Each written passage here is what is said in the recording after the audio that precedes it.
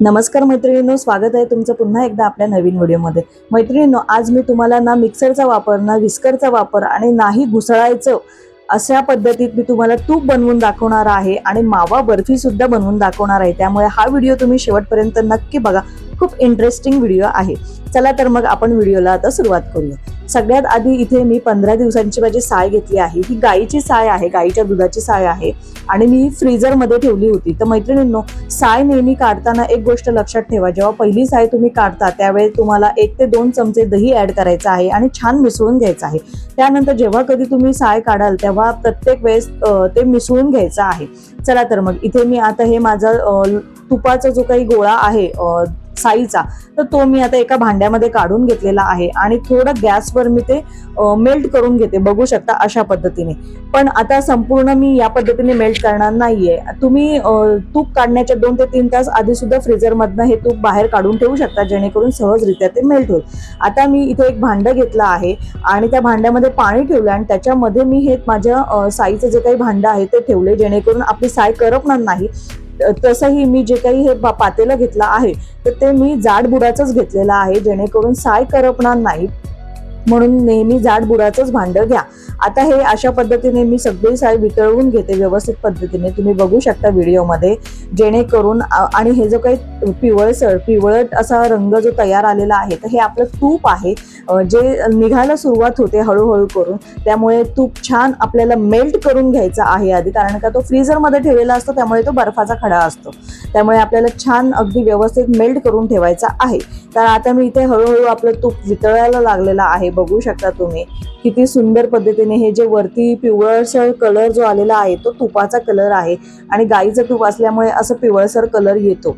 खूप सुंदर वाटतं बघायला आणि घरामध्ये इतका गमगमाट सुटतो ना की विचारताच येत नाही। म्हणजे आजूबाजूला कळतं की यांच्याकडे आता आज घरगुती तूप तयार होत आहे। चला तर मग आता इथे माझं सगळं तूप वितळून झालेलं आहे।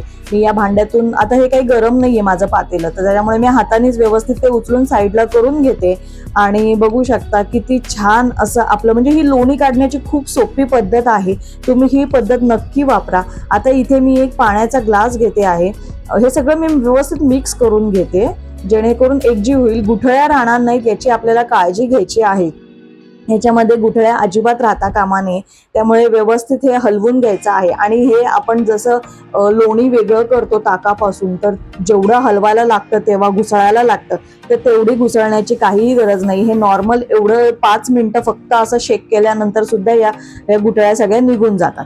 ठीक आहे, त्यानंतर मी इथे एक पाण्याचा ग्लास घेतलेला आहे। आता हा पाण्याचा ग्लास मी इथे पातेलं जे आहे, भांडं जे आहे त्याच्या साईडलाच ठेवणार आहे, मधोमध ठेवायचं नाहीये, साईडलाच बाजूलाच ठेवायचं आहे। त्यामुळे आता हे जे काही भांडं आहे ना, तर हे मी रात्रभर फ्रीजरमध्ये ठेवणार आहे। ही प्रोसेस मी संध्याकाळी करते, त्यामुळे मी हे रात्रभर ठेवते। तुम्ही जर हे सकाळी केलं तर तुम्ही 3 ते 4 तासांसाठी सुद्धा हे फ्रीजरमध्ये ठेवू शकता। आता हे रात्रभर छान फ्रीजरमध्ये तूप आपलं छान घट्ट होणार आहे। बघू शकता आता हे सकाळी मी हे आपलं तूप किती छान सुंदर तयार झालेला आहे, म्हणजे जो आपल्याला लोण्याचा गोळा हवा असतो तर तो अगदी आपला तयार झालेला आहे।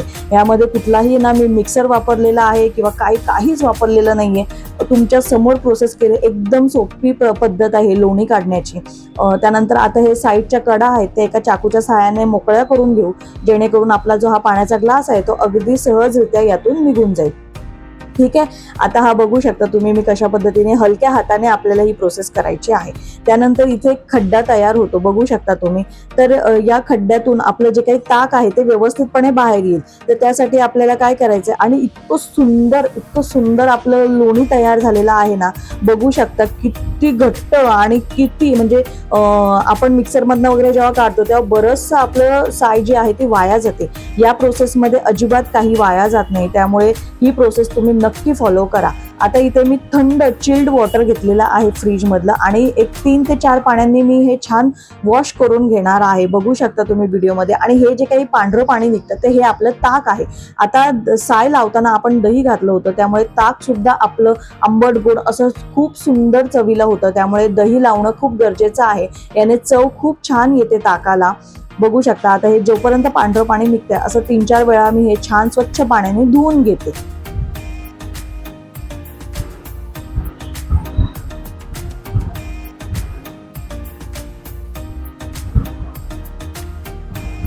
छान व्यवस्थित घुसळून आपल्याला हे स्वच्छ धुवून घ्यायचं आहे.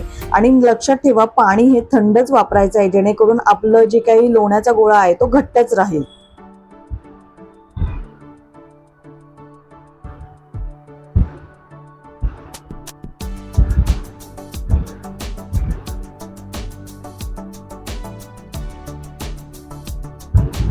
किती सुंदर पद्धतीने आपलं ताक तयार झालेलं आहे आणि छान थंडगार. म्हणजे तुम्ही दुपारी जर ही प्रोसेस करत असाल तर अगदी लगेच तुम्ही हे ताक पिऊ शकता. फक्त थोडं मीठ घालायची गरज आहे. ठीक आहे, आता हे जे काही आपलं लोणी आहे बघू शकता किती सुंदर. आणि आता हे मी गॅसवर, याच भांड्यामध्ये मी गॅसवर आता आपलं लोणी कडवायला ठेवणार आहे. म्हणून आपल्याला पहिल्यांदा जेव्हा आपण हे लोणी फ्रीजरमध्ये ठेवायला घेतो तर त्यामध्ये तेव्हाच आपल्याला जाड बुडाचं भांडं घ्यायचं आहे, जेणेकरून वेगळी भांडी आपल्याला काढणार नाही, जास्तीची भांडी आपली होणार नाहीत आणि कमीत कमी भांड्यांमध्ये आपलं तूप सुद्धा तयार होईल. बघू शकता की तूप सुटायला, अगदी लगेच असं तूप सुटायला सुरुवात होते. बघू शकता किती पिवळसर असा कलर आलेला आहे, खूप सुंदर. आणि याचा सुवास इतका घरभर दरवळलेला असतो ना की मी तुम्हाला ते व्हिडिओच्या माध्यमातून नाही सांगू शकत. ते तुम्ही जेव्हा घरी बनवाल तेव्हा तुम्ही एक्सपिरियन्स करू शकता. आता ताक थोडा वेळ ठेवल्यानंतर थोडं ताकाला पण वरची लेअर आलेली आहे, जे काही आपलं लोणी असतं त्याची, तर ते सुद्धा मी याच्यामध्ये ऍड केलेलं आहे. आणि आपल्याला तूप हे मंद आचेवरच पूर्णपणे प्रोसेस करायची आहे. तूप जे काही आपण तूप शिजवून घेतो किंवा कढवतो तर ती प्रोसेस आपल्याला मंद आचेवरच करायची आहे. त्यामुळे मी मंद गॅस ठेवलेला आहे आणि त्यामध्ये ही पळी ठेवली, जेणेकरून उकळी आली, फेस आली तर ते उतू जाणार नाही, म्हणून मी यामध्ये पळी टाकून ठेवलेली आहे. मैत्रिणींनो, तुम्हाला माझी ही पद्धत खरंच सोपी वाटत असेल तर नक्की करून बघा. आणि मला तरी ही पद्धत खूप सोपी वाटते, कारण की यामध्ये जास्त भांडी सुद्धा निघत नाही आणि कमी वेळेमध्ये आपलं हे काम सुद्धा होतं पटकन.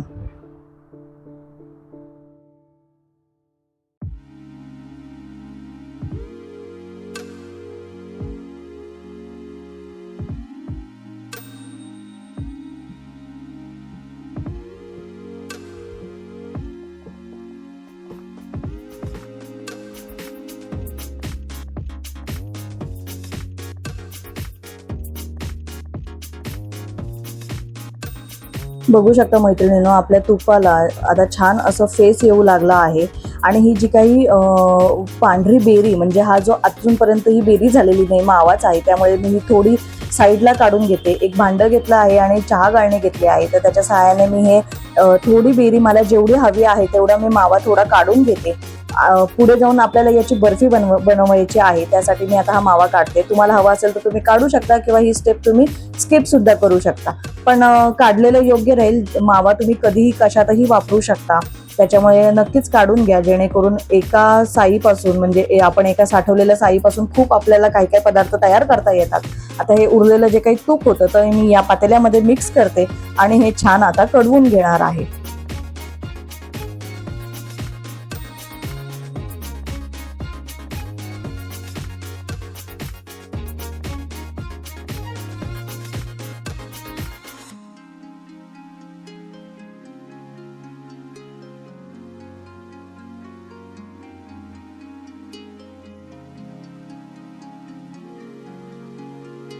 आता आपल्या जी काही साय होती, लोणी होती, तर त्या लोण्याला तूप सुटायला सुरुवात झालेली आहे. आता यामध्ये मी 4 ते 5 मी तुळशीची पानं ऍड केली आहेत, ज्यामुळे आपलं तूप शुद्ध सात्विक होईल आणि चवीला सुद्धा खूप छान लागतं. यांना जे काही आपण ही तुळशीची पानं ऍड केली आहेत, तर त्यामुळे आपल्या तुपाला सुवास सुद्धा खूप सुंदर येतो आणि तूप लवकर असं बुरशी पकडत नाही, खूप काळ टिकून सुद्धा राहतं.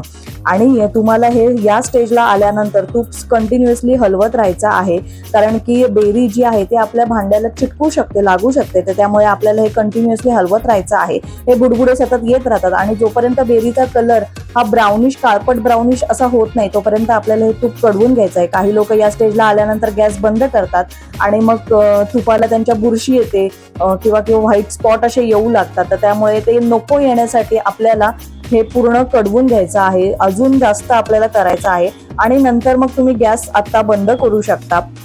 बघू शकता आपलं तूप आता पूर्णपणे रेडी आहे आणि गॅस जरी बंद केला ना तरी हे बुडबुडे येऊ लागतात आणि थंड होईपर्यंत आपल्याला इथेच असंच ठेवायचं आहे. हे छान असं कोमट करून घ्यायचं, त्यानंतर स्वच्छ काचेची बरणी घ्यायची, त्याच्यावर गाळणी ठेवायची आणि आपलं तूप हे गाळून घ्यायचं. खूप सुंदर असं तूप तयार झालेलं आहे. आणि गरम गरम जर तूप असेल तर त्यावर लगेच तुम्ही झाकण लावलं तर छान दाणेदार तूप तयार होतं. त्यामुळे झाकण सुद्धा अगदी पटकन लावा. गरम गरम तूप असतानाच झाकण लावा, म्हणजे दाणेदार तूप तयार होतं. बघू शकता खूप सोप्या पद्धतीने, कुठलाही मिक्सर नाही, कोणताही विस्कर नाही, कमीत कमी साहित्यामध्ये, कमीत कमी भांड्यांमध्ये मी हे तूप तयार केलं आहे. तुम्हाला जर आवडलं असेल तर मला नक्की कमेंटमध्ये सांगा. चला तर मग आता वळूया आपण बर्फीकडे. तर सगळ्यात आधी इथे मी एक भांडं घेतलं आहे आणि त्यामध्ये मी अर्धी वाटी मिल्क पावडर टाकते आणि त्यानंतर सेम वाटीने मी 1 वाटी दूध घेतलेलं आहे. आता हे मिश्रण छान मिक्स करून घ्यायचं आहे. यामध्ये अजिबात गुठळी राहता कामा नये, त्यामुळे व्यवस्थित असं मिक्स करून घ्यायचं आहे. त्यानंतर मी इथे आता एक मिक्सरचं भांडं घेणार आहे आणि त्या भांड्यामध्ये आपल्या गोडीनुसार, म्हणजे तुम्हाला साखर घालायची तर घाला किंवा नुसतं चवीपुरतं घातली तरी चालेल, आणि 2 ते 3 वेलची घेणार आहे आणि त्याची पावडर करून या मिश्रणामध्ये ऍड करून छान असं मिक्स करून घेणार आहे. बघू शकता व्हिडिओमध्ये गुठळ्या राहता कामा नये याची आपल्याला काळजी घ्यायची आहे, कारण की ही बर्फी घरगुती आपण तयार करतोय आणि चवीला सुद्धा खूप छान लागते. त्यामुळे तुम्ही पण नक्की करून बघा. ठीक आहे, आता आपण जे काही मावा काढला होता तो जास्त वेळ बाहेर न ठेवता, म्हणजे कडक होतो तो, त्यामुळे मग आपण लगेच मिक्सरला बारीक करून घेणार आहोत, जेणेकरून असं आपल्या बर्फीला दाणेदार असा छान टेक्स्चर येईल. बघू शकता किती सुंदर पद्धतीने बारीक झालेला आहे, असा दाणेदार टेक्स्चर येतो खाताना. ठीक आहे, आता त्यामध्ये आपण हे जे काही मिक्स केलेलं दुधाचं मिश्रण होतं, मिल्क पावडरचं वगैरे, तर ते मिक्सरला बारीक करून घेतलं आहे. सगळं एकजीव होण्यासाठी आपल्याला मिक्सरला लावायचं आहे आणि हे छान 5 मिनिटं आपल्याला शिजवून घ्यायचं आहे. छान असं घट्ट मिश्रण तयार होईपर्यंत आपल्याला हे शिजवून घ्यायचं आहे. त्यानंतर एक साईडला आपल्याला एक भांडं घ्यायचं आहे, डब्बा घ्या, काहीही घ्या, त्यामध्ये बटर पेपर घालायचा आहे आणि हे जे काही घट्ट झालेलं आपलं मिश्रण आहे, बघू शकता एवढं थिक होईपर्यंत आपल्याला हे गॅसवर शिजवून घ्यायचं आहे आणि शिजवताना हलवत राहायचं आहे कंटिन्युअसली, जेणेकरून खाली भांड्याला लागू शकणार नाही. ठीक आहे, आता हे मी ह्या भांड्यामध्ये सगळं व्यवस्थित काढून घेते आणि छान असं टॅप करून हे सेट करणार आहे. याच्यावर मस्तपैकी आपले काजू बदाम, जे काही तुम्हाला ड्रायफ्रुट्स यामध्ये घालायचे आहेत ते घालू शकता. त्यानंतर गुलाबाच्या पाकळ्या सुद्धा तुम्ही वरून घालू शकता. अगदी सुंदर दिसतात. आता माझ्याकडे अवेलेबल नव्हत्या त्यामुळे मी घातल्या नाही, पण आता हे छान असं मी सेट करायला ठेवते आहे फ्रीजमध्ये. बघू शकता, आणि 3 ते 4 तासांसाठी हे फ्रीजमध्ये ठेवायचं आहे. 3 ते 4 तासानंतर आपली मावा बर्फी अगदी रेडी झालेली आहे. खूप सुंदर, अगदी छान टेक्स्चर, दिसायला पण खूप छान आणि मस्त सेट झाली आहे. अजिबात हाताला लागत नाहीये.